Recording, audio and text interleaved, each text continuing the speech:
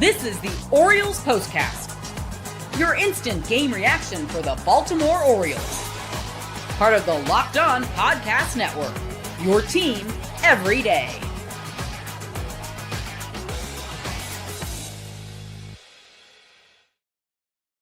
Welcome back, one and all, to Group Therapy. It's the Baltimore Orioles Postcast. Tuesday night, July 22nd, the Baltimore Orioles fall to the Cleveland Guardians 6-3. If you're new here, this is a live streaming show on YouTube. It's available on demand after the fact, wherever you get your podcasts, probably in your podcast feed right now for Locked On Orioles. This is the Locked On Podcast Network. As always, my name is Luke Slabaugh. I'm your post-game show host. Not a whole lot you can say about this that we haven't said already, now that we are 90-something games into this season, and even 100, mind you. 12 games under 500 are the Baltimore Orioles, losing in once again heartbreaking fashion to the Cleveland Guardians. There's a lot of nitty-gritty stats I'm going to get to in this first block, particularly about just how this game encapsulates a lot of the early struggles we saw out of this Baltimore Orioles team. And in terms of the hat, I'm probably not going to do my hair until the Orioles win a World Series. I want to look pretty, but this stuff is ugly. Let's talk about it. This is what you'll be talking about. We have emphasized winning on the margins a lot on this podcast. And when the Orioles do well at their best, they're manufacturing runs with 2 outs. They're finding a way to make a good pitch or make a defensive play to stop the opposing team from taking advantage, gaining momentum. It's a very intangible concept here. The Cleveland Guardians were all over them like white on rice tonight. It's a well-managed team.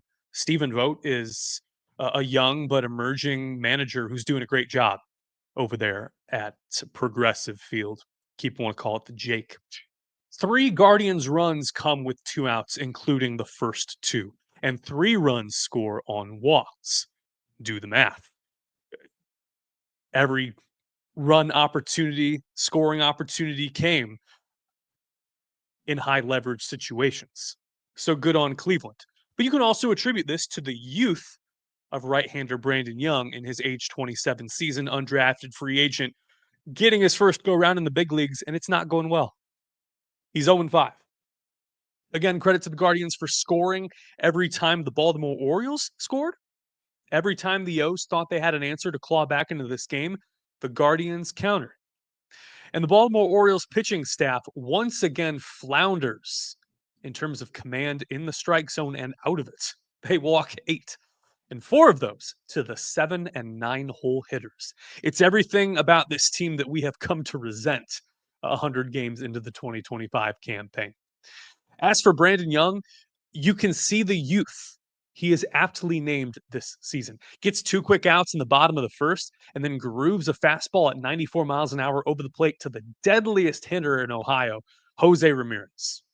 Cranks it into the stands. It's a 1-0 ball game. Ramirez's 21st home run of the year. Once again, bottom 3, 2 outs. Angel Martinez at the plate. Fastball high out over the plate on a 1-2 count, 95 miles an hour. A count in which you do not need to be pristine and hit your mark exactly. A squibber into left field.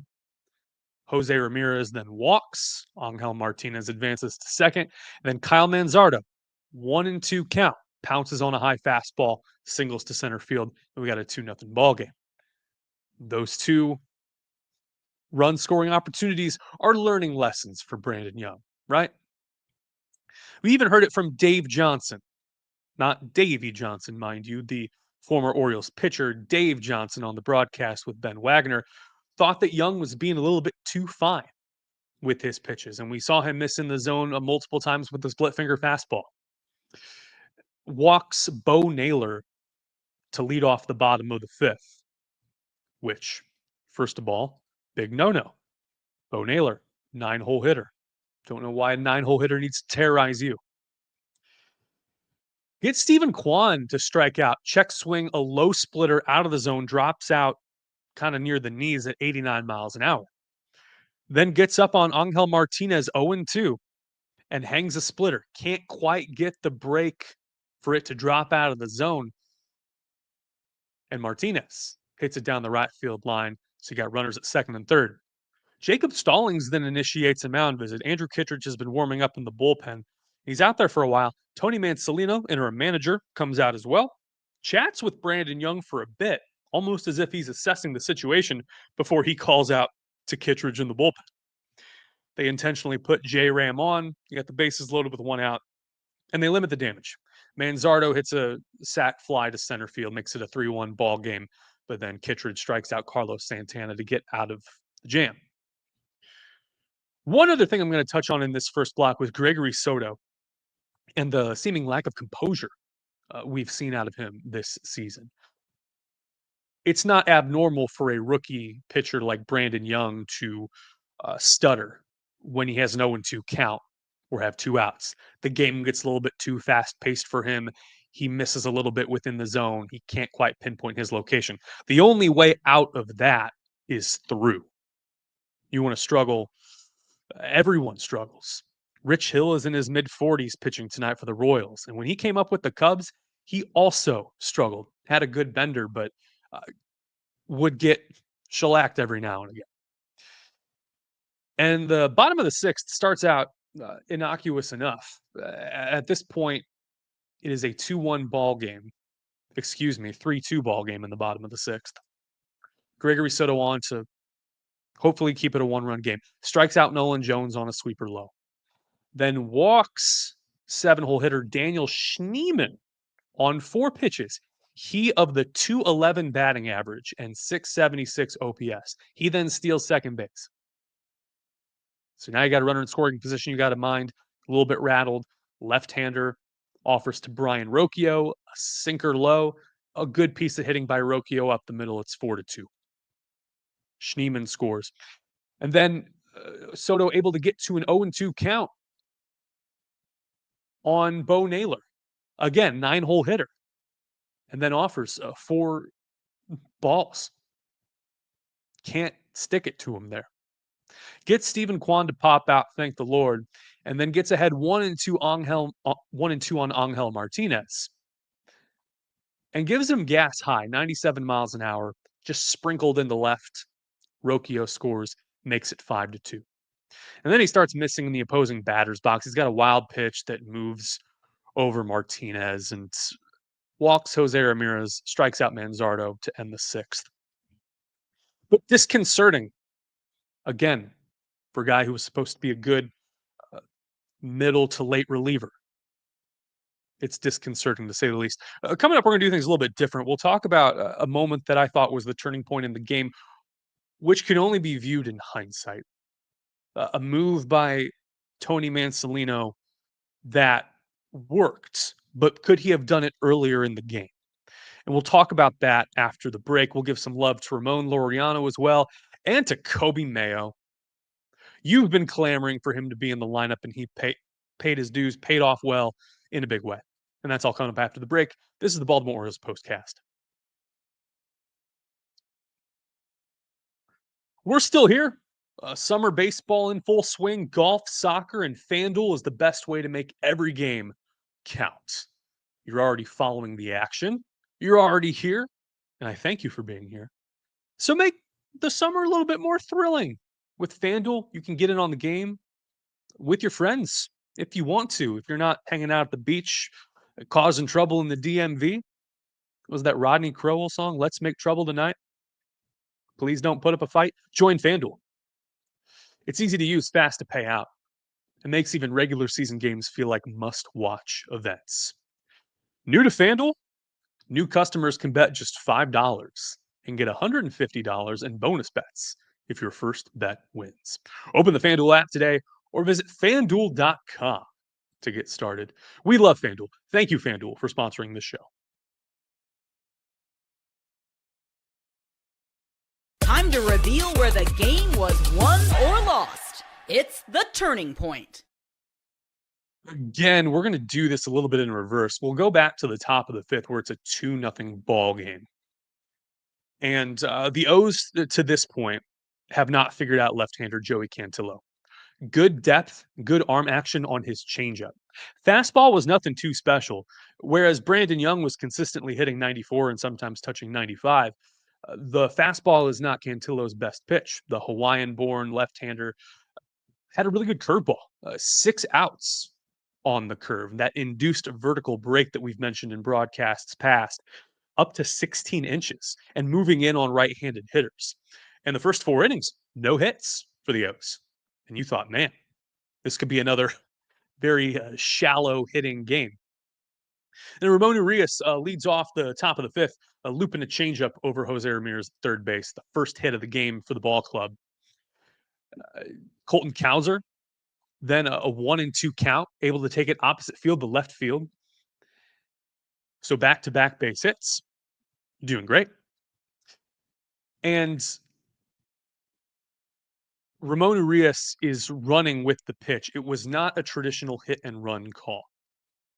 So he actually is sliding into second base as that ball goes into the outfield, which doesn't make a huge difference in the swing of things when it comes to how the final line turned out. But still, would have liked to have seen him not go station to station on that play, put a little more pressure on Cantillo. We give a tip of the hat to Kobe Mayo. 3 walks tonight and reached on every plate appearance. He's 1 for 1 with 3 walks, and he works an 8-pitch walk against Cantillo in his second plate appearance of the day. So you got bases juiced and no outs. If these were the Baltimore Orioles of years prior, 23 and 24 in particular, think those years, you know that there's a good solution, that there's someone on the bench or there's a good hitter coming up to put the ball in play and drive in a run, keep this rally going, manufacture runs. Unfortunately, what we have seen, because of injuries mostly, and lineup construction and players here and there not being available or being benched, it's Jacob Stallings. Bases loaded for 9-hole hitter Jacob Stallings. Less than ideal. Save for a couple of hits, he has not been known for his bat so far as an Oriole. Had a good game in Atlanta one time, whatever. Stallings works a 3-1 count, and you're thinking that the O's might get a free cookie here. Just walk in a run like Grant Wolfram did last night. And 3-1 pitch off the plate, wasn't feeling it. Just a hair off the plate, but it's a called strike. 4-seam fastball, 91 miles an hour by home plate umpire Tony Randazzo. Both broadcasts, I was listening to 98 Rock and Masson intermittently throughout the night, and getting my boy Jeff Arnold, his perspective, and Ben Wagner and Dave Johnson. And they both laid in to Tony Randazzo. Stallings was not happy. And next pitch, he hits up the middle, kind of a tapper. It was deep enough, almost in the hole. Like it almost could have squirted by if it were hit a little bit harder. But you got Mayo at first, good runner. And then Stallings running down the first base line.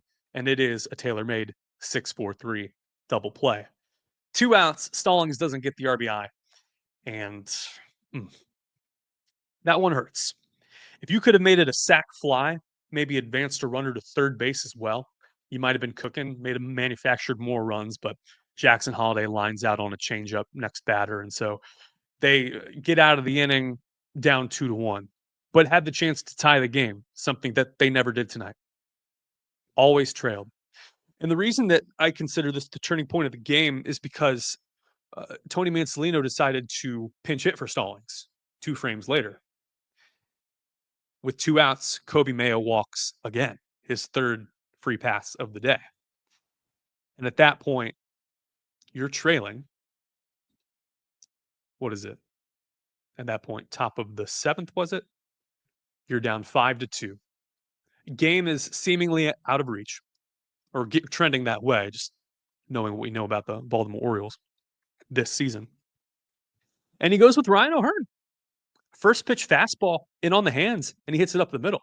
And it seems like a great string pulled by the manager. Jackson Holiday ahead in the count 1-0. Next batter gets another fastball in on the fists. He hits it up the middle. And Kobe Mayo rounds third, just beats the throw home and makes it a 5-3 ball game. That's all they'd get in that frame. It makes me wonder, why not pull that trigger earlier? If you've got Alex Jackson available to catch for the rest of the game, you got a bases loaded, no outs opportunity. Probably would have been good to go with Turn and Burn O'Hearn. We'll give some love to Ramon Laureano as well, going up against lefty Eric Sabrowski with 2 outs in the top of the 6th. 1-2 count, curveball, trending low and in. And Ramon, for his second consecutive game, blasts a home run into the left field stands. 398, the tape measure distance projected, and 108 miles an hour off the bat. Made it a 3-2 ball game. His 13th home run ties Cedric Mullins and Jackson Holiday for the team lead. Which, hats off to Ramon. Good signing. There's space for him every day in this lineup. There are people who need to get at bats in the second part of this season. You need to make the Tyler O'Neill deal work. You need to get Kobe Mayo some at bats post trade deadline. I'm not saying that I love Tyler O'Neill as a player, but you have to make this work. He needs to start seeing the ball better. The only way you can do that is play the game. Play the darn game. The O's carry on. And tomorrow they will face right-hander Slade Ciccone, a 26-year-old that the Guardians got in the Josh Naylor trade. He's 5-4 with a 3.84 ERA. Who's on the bump for the O's? Right-hander Zach Eflin. Welcome back, buddy. Missed a month due to lower back discomfort. 6-5 with a 5.95 ERA. Last time we saw Eflin, he was a shell of himself for most of May and June, and his last outing on the 28th of June only lasted an inning against Tampa Bay, gave up 4 runs, and quickly left with lower back discomfort. Looking forward to that and looking forward to talking about it with you. The O's need to even this series. And I'm seeing these comments now. There's one in particular. David Owen says, put on the floppy hat just for the vibes. Now, no, I won't, because they got to win 3 in a row. They got to win some games. That's our rally hat. However, we do have a new sponsor coming in the days heretofore undreamt of. And I will talk about this hat and one other hat that you will really like later this week. So look forward to that.